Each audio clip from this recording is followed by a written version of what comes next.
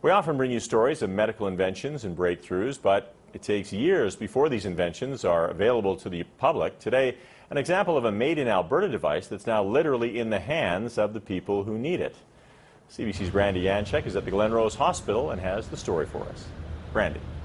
Mark, the CBC covered this story in 2009 when the rehabilitation tool ReJoyce was in its clinical trials. Today, it's a success story that's changing people's lives. In 2009, CBC interviewed Thorsby resident Ginny Bachman, paralyzed after injuring her spinal cord in an accident. She was part of a clinical trial for a new rehabilitation tool. ReJoyce was designed to help patients like Ginny regain their hand, arm, and shoulder skills. The first time I went in, they put on the electrodes on your arm, and all of a sudden my hand opened.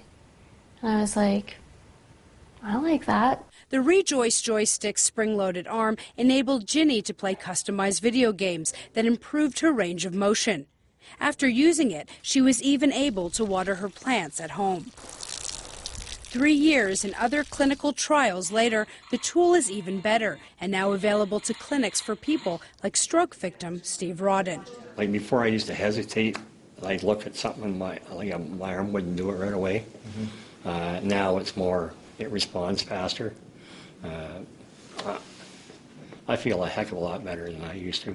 Andy Prohaska is one of the developers of ReJoyce, which his father and another doctor invented at the University of Alberta.